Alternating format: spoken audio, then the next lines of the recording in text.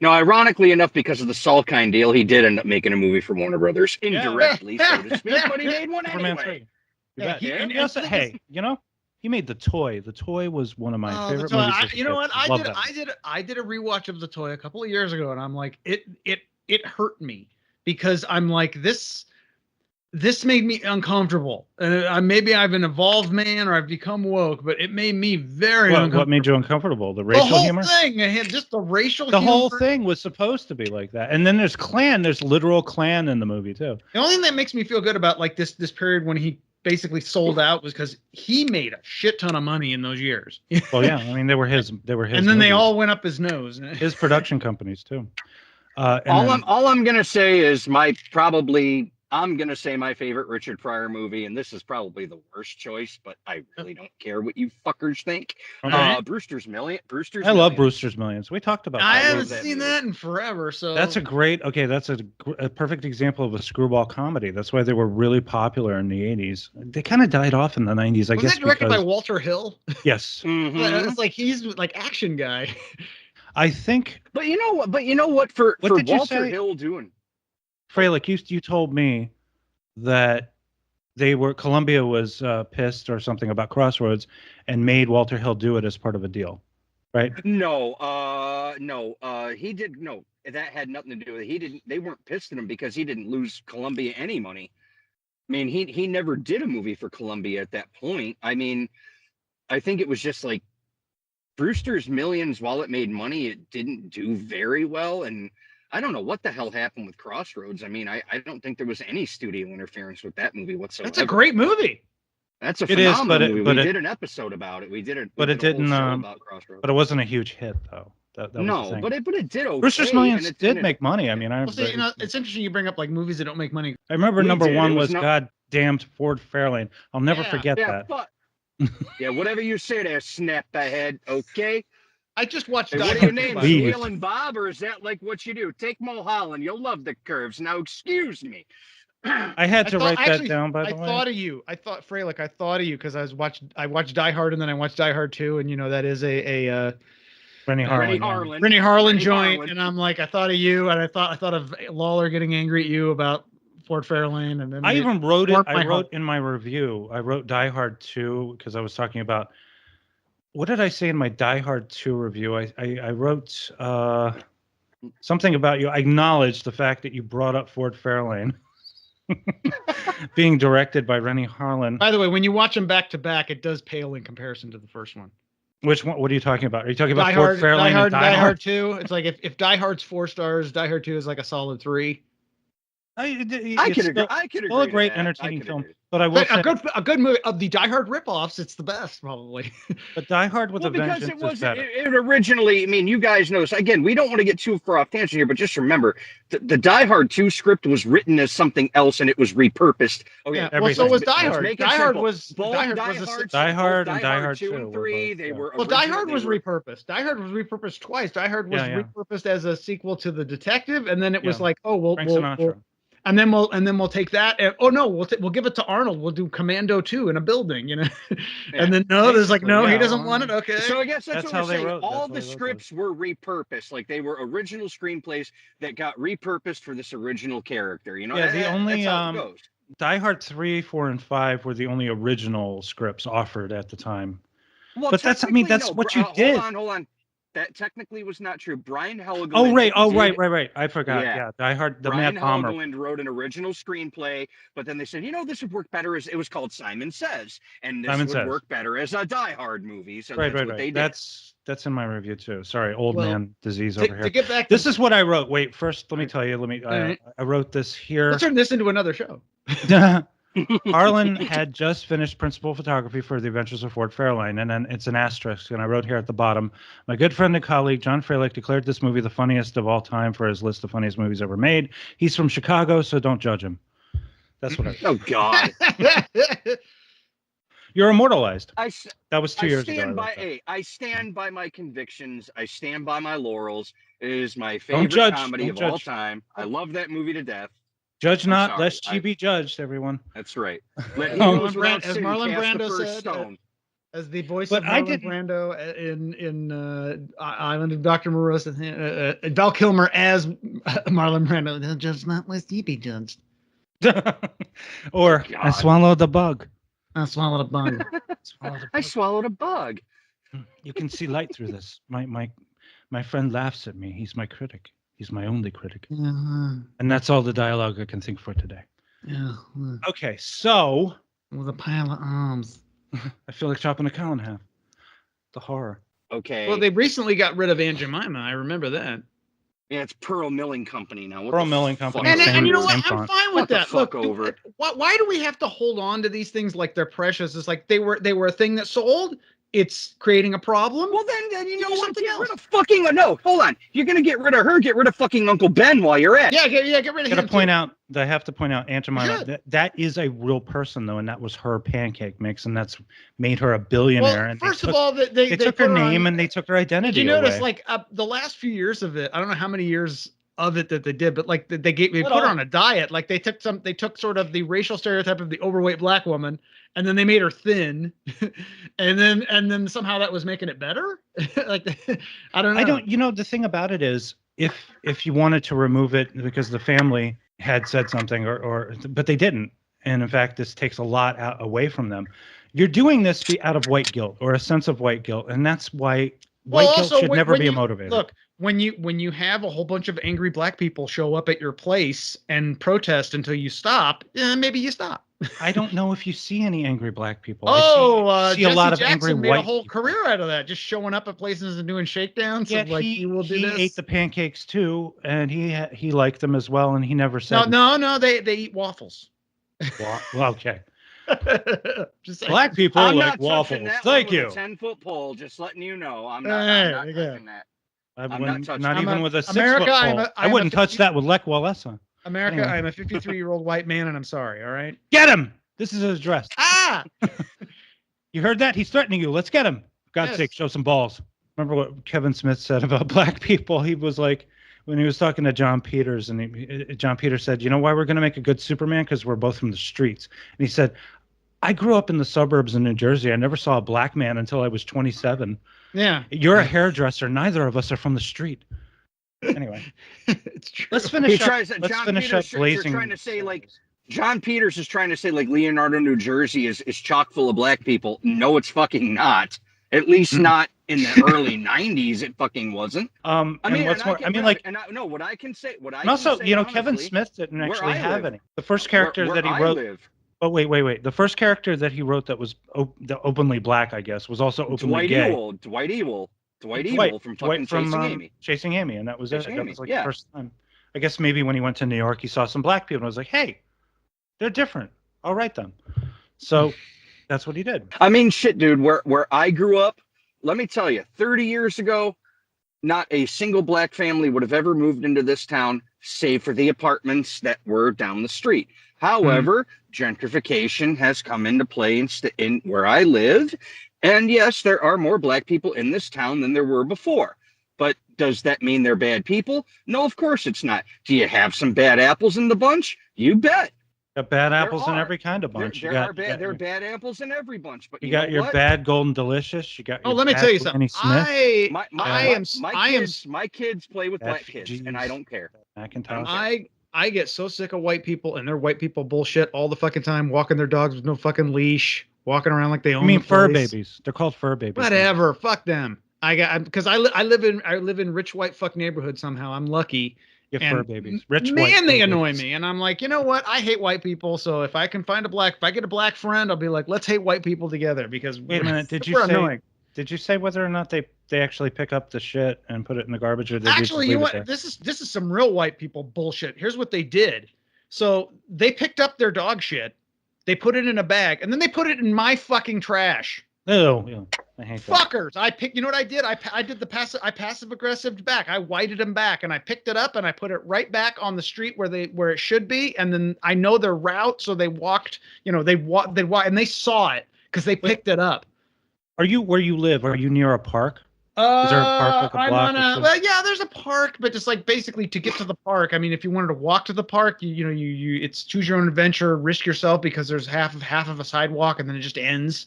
Gotcha. And you basically would have to drive to a park that's just a few blocks away because there's no way you're going to be able to make it on because we have a lot of dogs in this neighborhood because there's a park right nearby. It's a very nice park and it's overlooking the. Do you have a strong police presence? Yeah, the 114th. But, good. We got nothing here. Nobody gives a shit. They don't.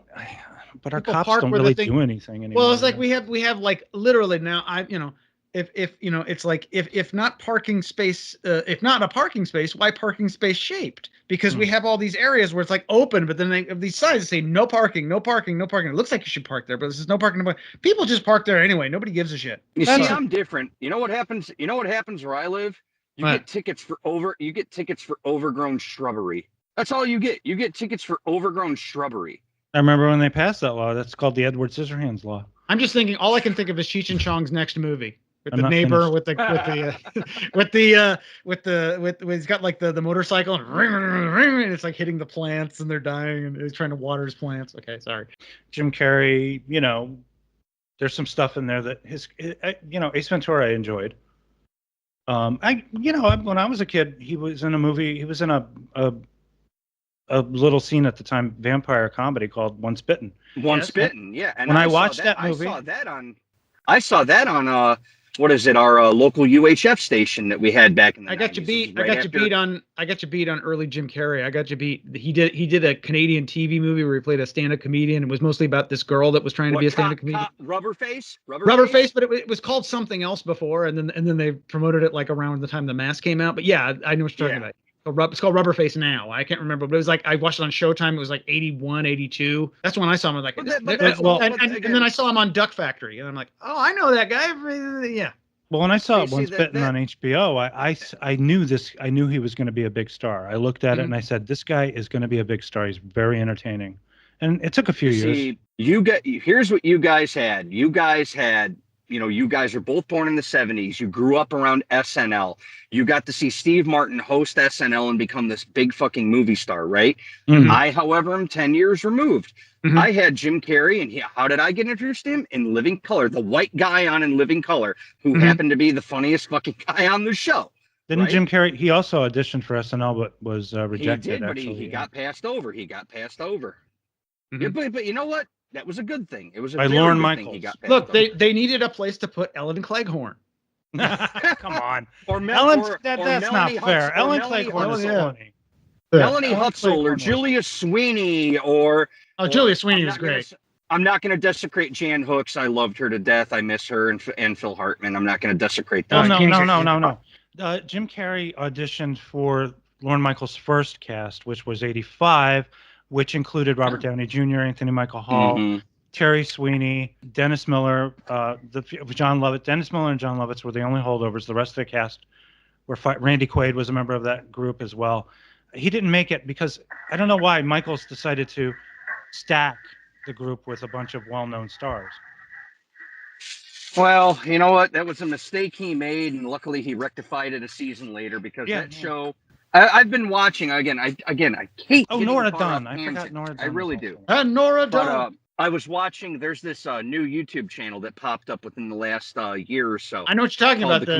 The complete history of SNL, right? Yeah, they do it year by year, and they're still kind of going year through by year. Yeah. And they talked about how the 85-86 year was like they were going to get canceled so hard, but like the only reason they didn't is because like Lorne Michaels begged and kicked and scratched and pleaded for like, let me try to rebuild this fucker one more time. Give me a short order, and if I don't succeed, you can cancel. And he just got fucking lucky. It was also it's like it really isn't an expensive show to make because they don't pay him anything, and so it's like they could put it on Saturday night. What else is going to be on? Like they're going to put a movie on and make more money. They probably it's so cheap to make, and it helps publicize NBC, and it's And also Lorne Michaels has that slave contract with everybody. He owns a piece of you. Yep. Forever even after you leave the show, and that's because of the Blues Brothers, because he didn't get a cut of it because he didn't have that agreement in place with Dan Aykroyd and John Belushi. I watched Joker 2, and that cost $200 million. Now I figured out like did it look like it cost $200 million? It looked like it cost about what it cost. I mean, it's a very centrally located movie. It mostly takes place in one location with some sort of Compare like the fancy musical numbers and everything. for Young Frankenstein, and then compare it to Joker 2. Just remember that 1/4 of that budget went to the cast. Well, still, couldn't they have easily made it for 100? I mean, the first one cost about 50, and that had a broad. They could 35. They could have, but they could have. But you also remember that Joker was never intended to have a sequel. And what happens when you throw enough money at somebody? They'll eventually relent. I will say, Joker 2, not near the disaster that everybody has said. It actually is kind of nowhere near. In some ways, I mean, it's actually a good movie. If it's you have to kind of pick it apart a little bit, but it's like there's something there. I've read that what's his name, Todd Phillips, intended it to be a fuck you.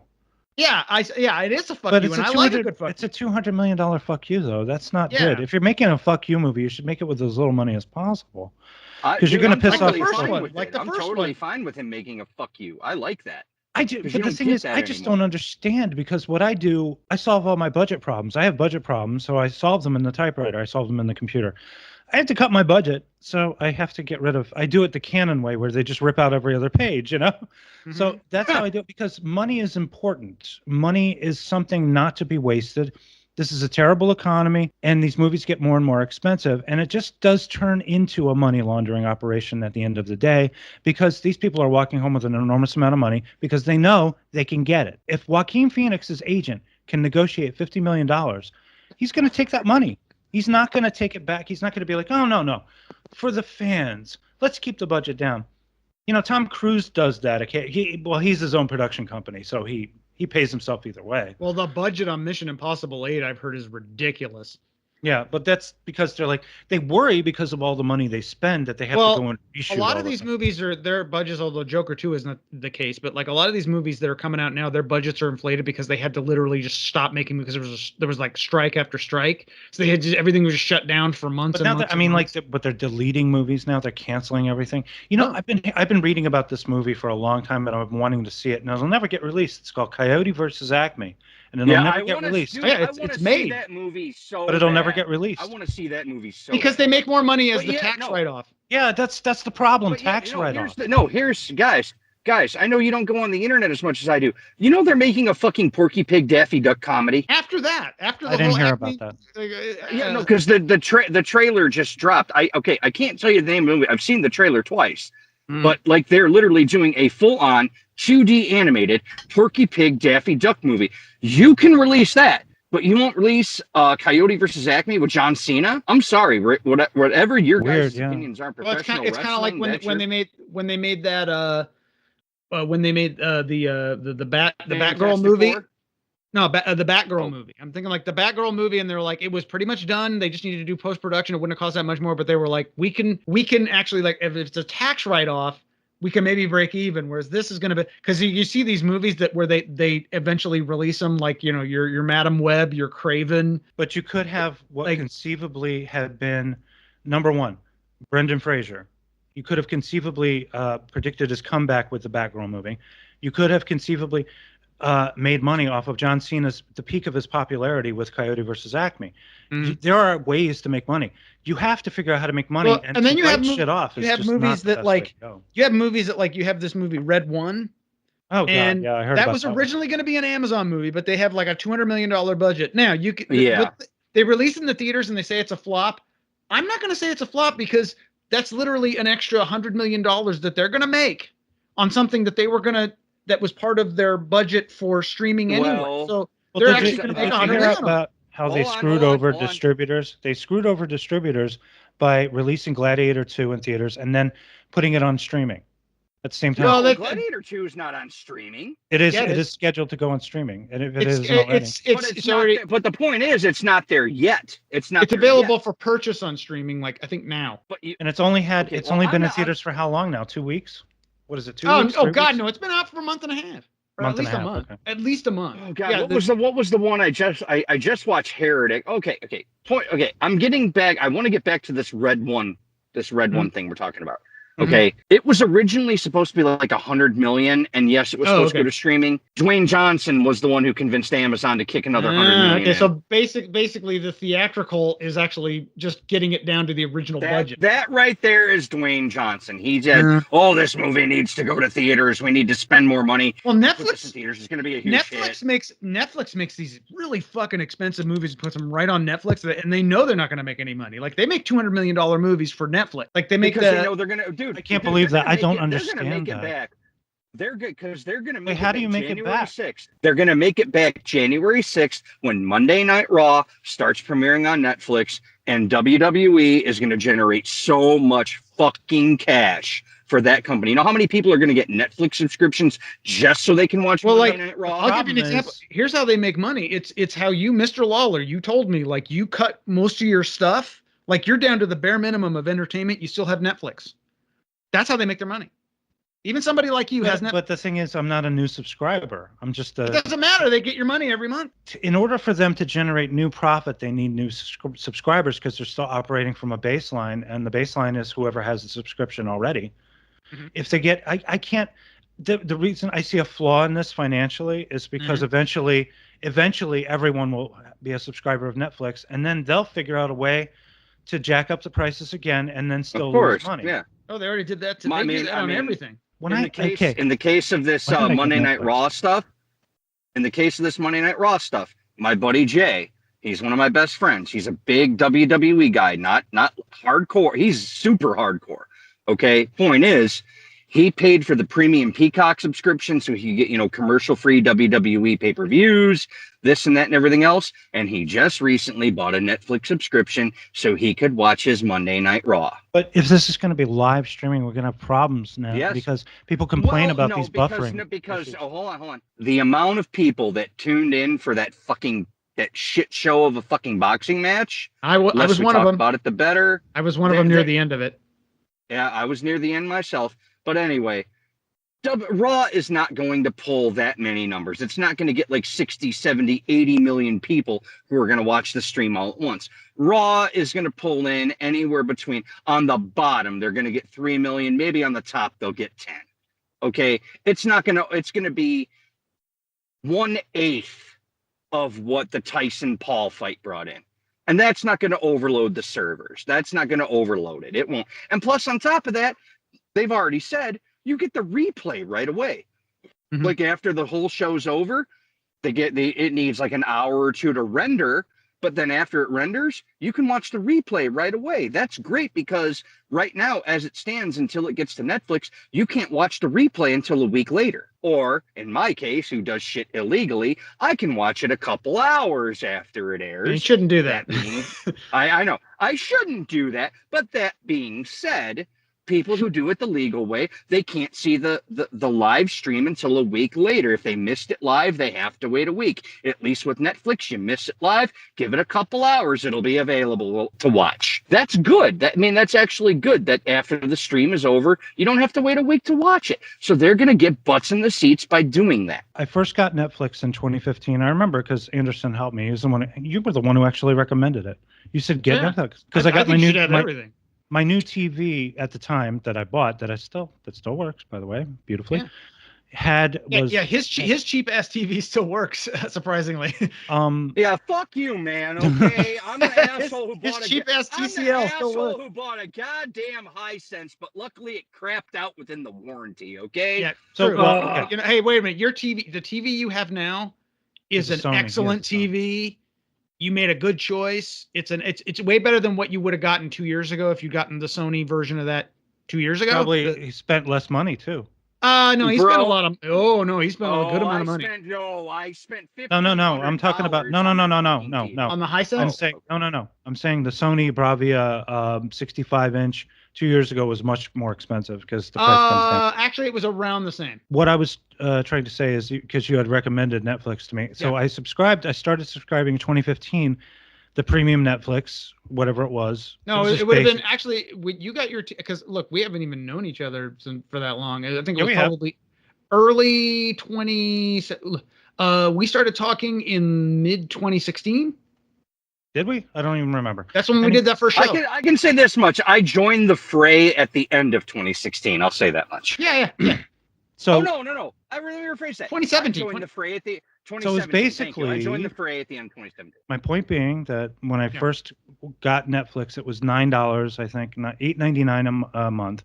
And now it's up to $18.99 a month. The price jumped over 100%. And it's going to continue to, and it's going to be considered normal to keep doing this. And then, they every now and then they threaten you with the possibility of commercials. And it's just like, I save so much money now because I don't have cable. Everything that a lot of times when I would stream things, it would be like the streaming version of a cable thing. And then you put your cable password in.